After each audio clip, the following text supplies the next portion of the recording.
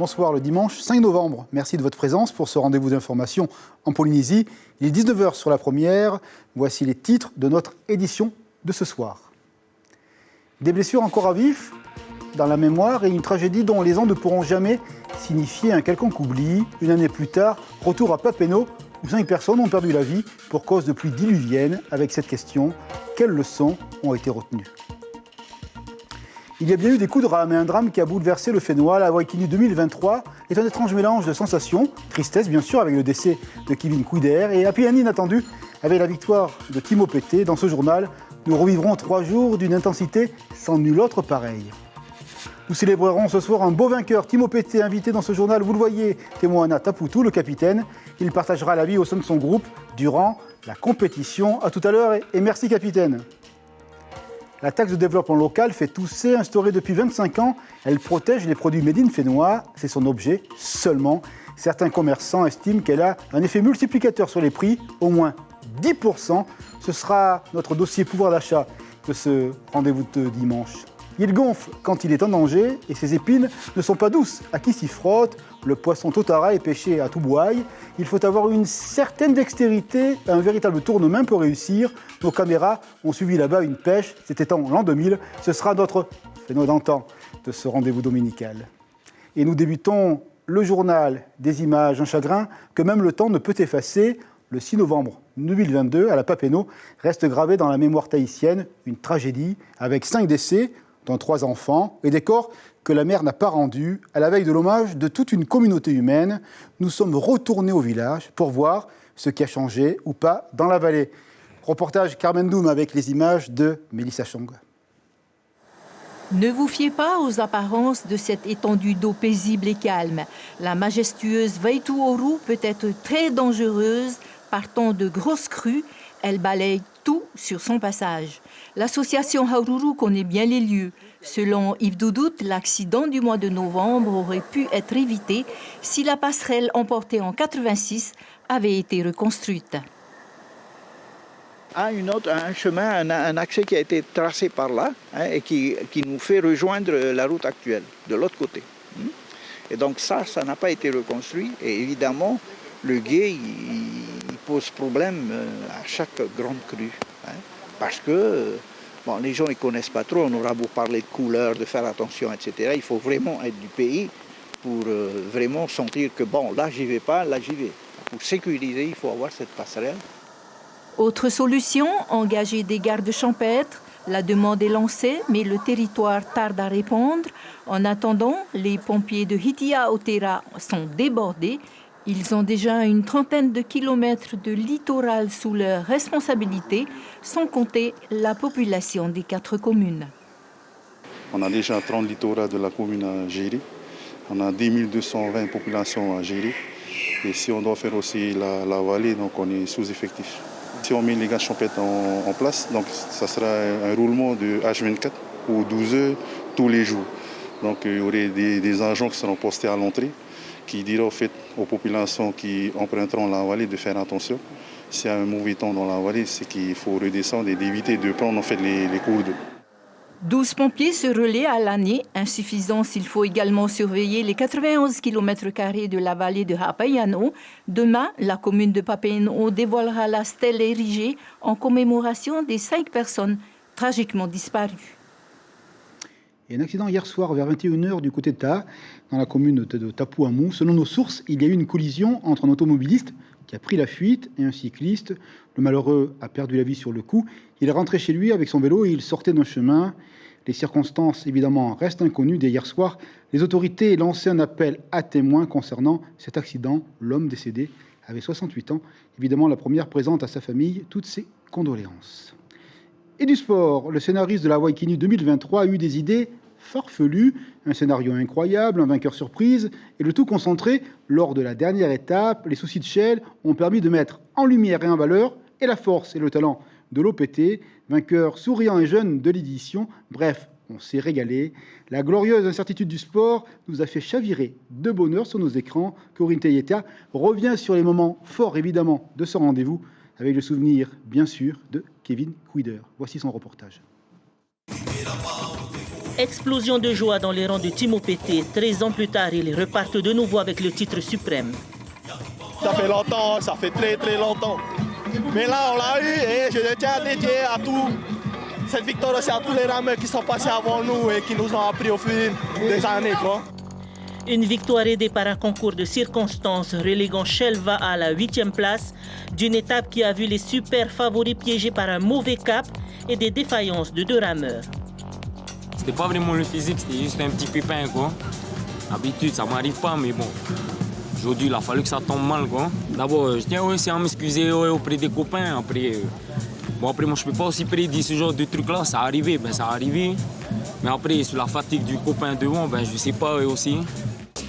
Rien ne laissait présager un tel scénario pour Shelva A, vainqueur des 2 premières étapes. Pour les protégés d'Albert Moux, les prémices d'une édition ratée étaient déjà palpables dans le tronçon Kouahiner-Ayatea. Une étape longuement contrôlée aux avant-postes par Team OPT et Air Tahiti. Honnêtement, on n'a pas bien ramé aujourd'hui. C'est pas comme on avait prévu. Mais comme j'ai dit, la victoire vient de là-haut. Après, quand c'est décidé là-haut, quoi qu'il arrive, on a gagné. Et puis félicitations à tout le monde. Aujourd'hui, on le dit, c'est le Tahoe qui a fonctionné aujourd'hui tout le long de la course avec les copains, on s'est soutenus. On voulait aller plus que ce qu'on avait. Et il y avait de temps en temps, on disait non, on redescend, pas trop s'emballer. Et je pense que c'est ça en fait qui a fait en sorte que à la fin on arrive à ce résultat. C'est le Tahoe sur notre pirogue. Je pense que c'est sur nos ravitaillements, on faisait que de se ravitailler parce que ça a dégouliné le camelback du copain. Donc je pense que là, à force de faire des erreurs comme ça, que voilà, on a commencé à s'exciter sur la pirogue et c'est ce qui a fait que OPT et les 2 autres ils ont réussi à passer. Une 30e édition marquée par la perte d'un rameur, mais aussi un nombre élevé de malaises physiques sur le plan d'eau. Mais au tableau d'affichage, l'histoire retiendra non seulement la 2e victoire de Team OPT, 5 équipes de Raromat et une équipe des Tuamotu se retrouvent dans le top 10. Justement, on va revenir sur cette belle compétition avec le capitaine Temoana Taputu d'OPT. Bonsoir, capitaine. Bonsoir, Principe Premier. Merci d'être avec nous. Alors, capitaine, quand on voit ces images-là, qui sont encore toutes fraîches, qu'est-ce qu'on vit dans sa tête? Qu'est-ce que dit le cœur? C'est formidable, je suppose, non? Oui, c'est très formidable de vivre cette expérience, de pouvoir gagner avec Inouï. Et de plus aussi que c'est la course la plus mythique au monde dans le Var. Et ouais, ça fait un gros soulagement d'avoir pu décrocher cette victoire. Qu'est-ce qui se passe? Est-ce que vous saviez que Shell a eu une défaillance pendant la course? Est-ce que quelqu'un vous l'a dit? Non, durant la course, on nous a rien dit. On nous a laissé faire notre course pour pas trop nous perturber, je pense. Et c'est qu'à l'arrivée avec Marouki où j'ai su que l'équipe de Shell a terminé à 5. Et là, qu'est-ce qu'on se dit? On dit c'est incroyable, on est vainqueur. Vous pensiez gagner ou pas? Ou on se dit non, c'est pas possible, Shell, c'est une autre planète? Je ne dirais pas qu'on pensait gagner, mais on était prêt pour pouvoir aller chercher la victoire. On s'était bien préparé durant tous nos entraînements, durant 3 mois. Qu'est-ce qu'est la magie de ce groupe? Comment il fonctionne? Comment on peut le caractériser? C'est un groupe jeune, c'est un des groupes les plus jeunes de la compétition professionnelle, là. Oui, on est, je pense, l'équipe la plus jeune. Et je pense le détail qui a fait qu'on a pu gagner sur avec Inouï, c'est notre cohésion. La cohésion qu'on a au sein de notre équipe. Et voilà. Vous travaillez ensemble, vous ramez ensemble depuis très longtemps. C'est une équipe qui est à peu près la même depuis 3 ans. Ça aussi, vous vous connaissez par cœur. Et c'est une force de se connaître par cœur, de se dire tiens, le copain va pas bien, je vais donner un peu plus d'énergie pour sauver le groupe. Oui, là, bien connaître ses copains sur la pirogue, c'est très important dans le Var. Tu sais tu sais les limites de chacun, tu sais quand tu peux pousser, tu sais quand il faut récupérer. Et aussi au niveau du soutien physique, tu sais que ton copain derrière toi ne va jamais te lâcher durant la course. Théo Moana, vous avez 25 ans. Vous êtes peut-être le plus jeune capitaine qui ait gagné cette course mythique. On se dit quoi? On n'attrape pas la grosse tête, mais on est fiers? Oui, on est très fiers. Pour ma part, c'est pas dans mon optique d'avoir la grosse tête. c'est plutôt essayer encore d'augmenter mon palmarès et essayer de partager ça avec la jeunesse qui arrive. La fête hier soir a été belle, vous êtes tous retrouvés avec les familles, les amis, vous êtes couchés tard? Oui, bah, après cette course, retrouver la famille, ça fait du bien. Après, on prend plaisir aussi de fêter tout ça. Parce que c'est pas tout le temps que tu peux gagner à Waikinu aussi. Vous avez 13 ans pour l'équipe. Hein. Ouais, 13 ans, très longue année. Après l'effort, le réconfort, je vous propose, on va regarder un reportage qui va ouvrir le débat, car il y a un thème de réflexion au lendemain de cette édition qui est lié au nombre de défaillances ou de malaises. Une question, qu'est-ce qui a cloché? La préparation physique, l'intensité de l'épreuve ou encore la profondeur du banc de touche, comme on dit au football. Nos envoyés spéciaux à Bora Bora, Yari Tayata et Teva Lorat reviennent notamment sur le rôle important des secours et on en parle ensemble juste après. Voici leur reportage. Une 30e édition marquée par de nombreux problèmes physiques. Les causes sont multiples, à l'image de Shelva qui a vu ses chances de victoire s'envoler après la défaillance de 2 de ses rameurs. Pour nous, c'est toujours dit la sécurité avant tout. Voilà. Parce que si on gagne à Waikinu, il y a un monde d'hommes pour nous. Pour nous, je pense qu'à Waikinu, le VAR, pour moi, le VAR, je ne sais pas, c'est compromis.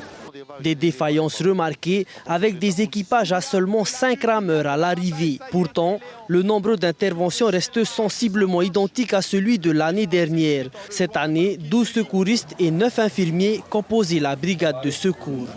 Sur l'eau, on ne peut pas dire qu'il y en a eu beaucoup. On en a pris en charge, mais c'est surtout à l'arrivée qu'on a le plus de malaise quand ils arrivent. Hypothermie, déshydratation, il y en a beaucoup qui ne s'alimentent pas suffisamment. On a beau donner des conseils, même si vous n'avez pas soif, il faut vous alimenter, il faut boire.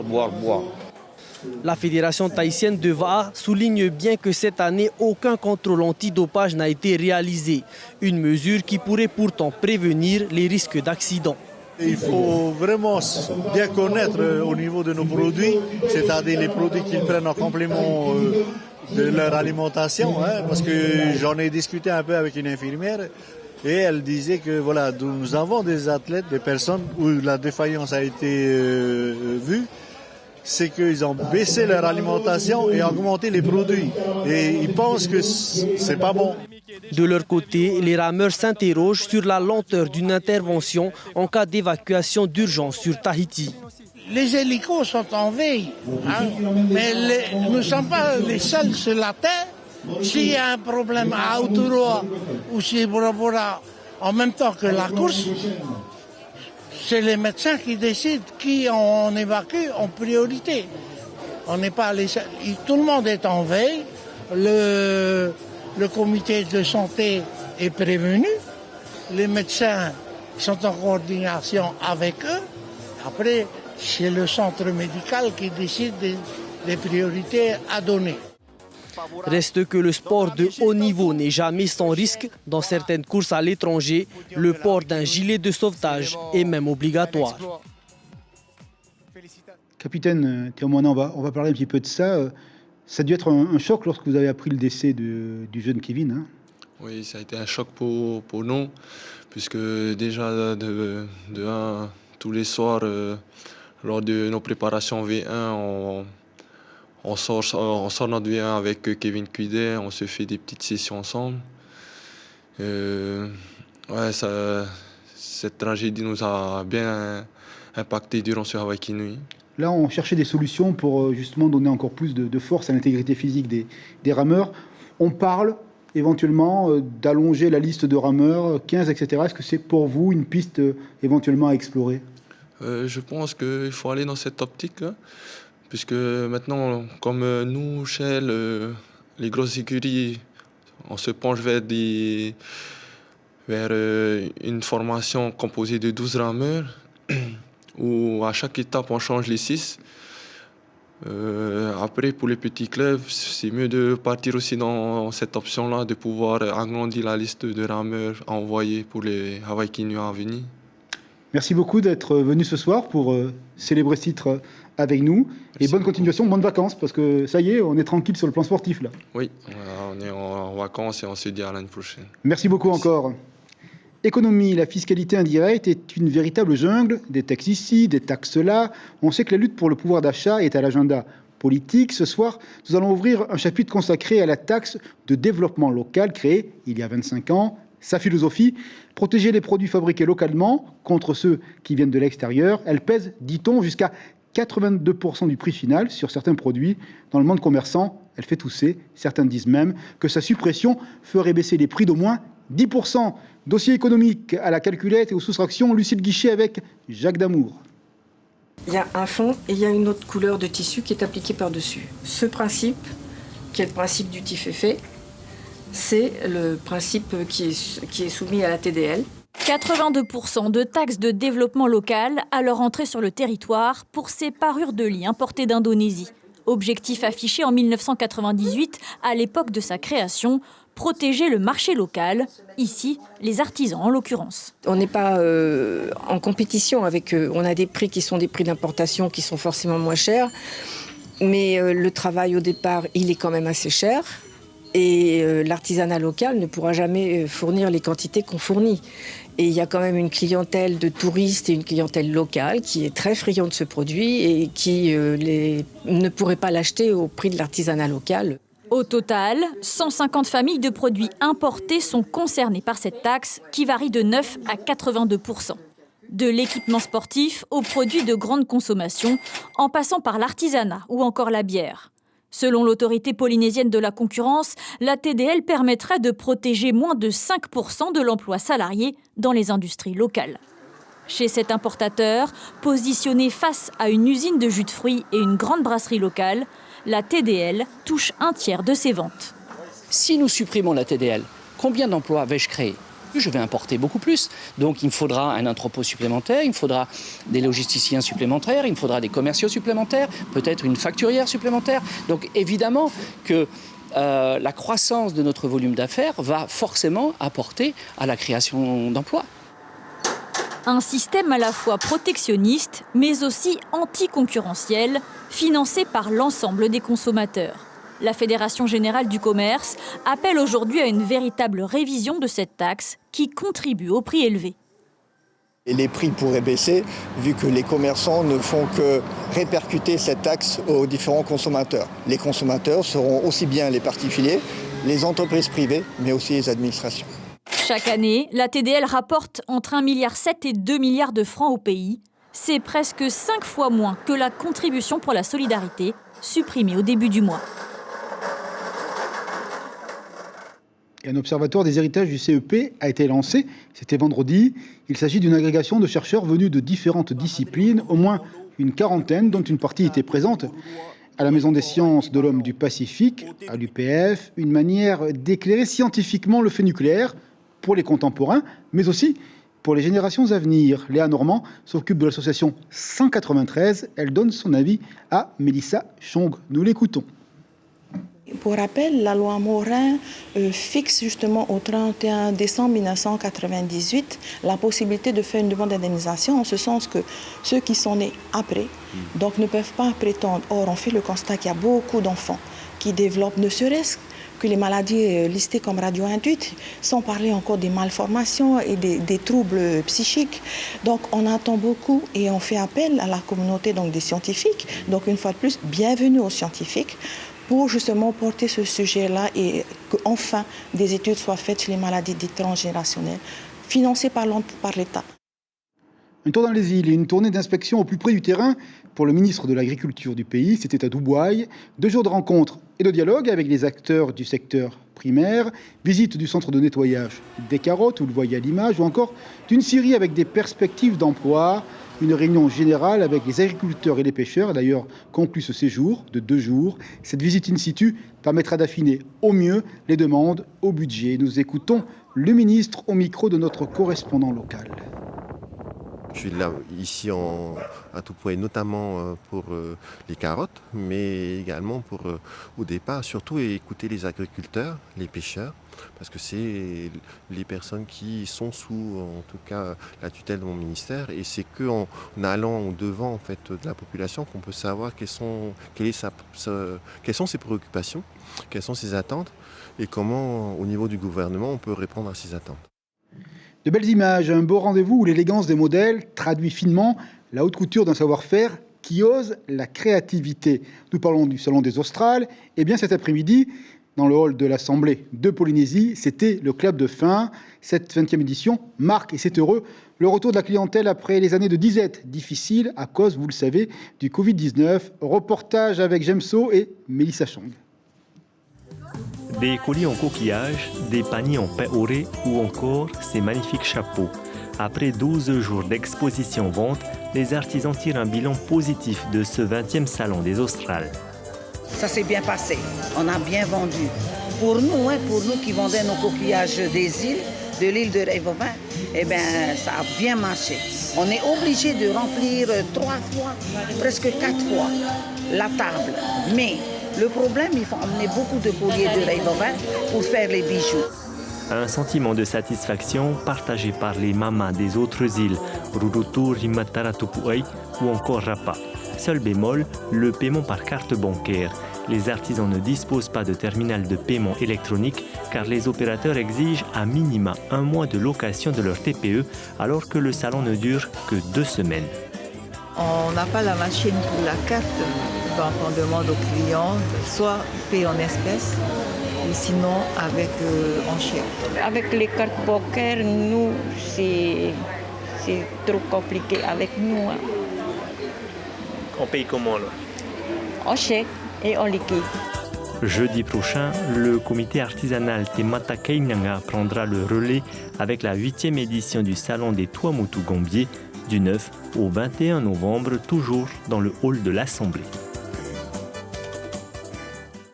À découvrir, donc, c'est une belle voix servie par des textes qui s'aventurent au plus profond des sentiments de la vie. Cœur de pirate, c'est le nom de cette jeune artiste venue du Canada. Elle chante sans phare et avec une sincérité qui va droit au cœur du public. Hier soir à Faha, son authenticité a offert autant une légèreté tendre qui fait du bien à tous les êtres. On va d'ailleurs écouter les réactions du public au micro de Mélissa Chong, public enchanté.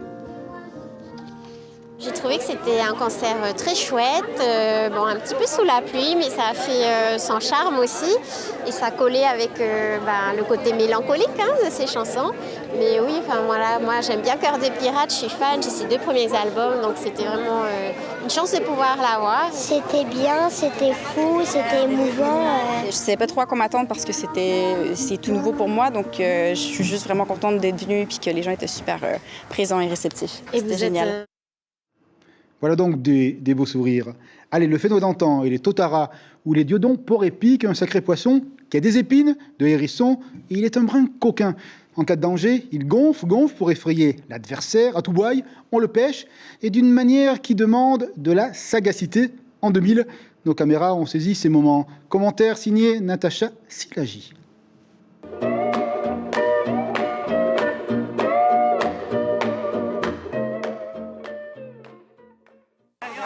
Une pêche à l'ancienne, les jeunes de Tubuai n'avaient jamais encore, pour certains, eu l'occasion d'y participer.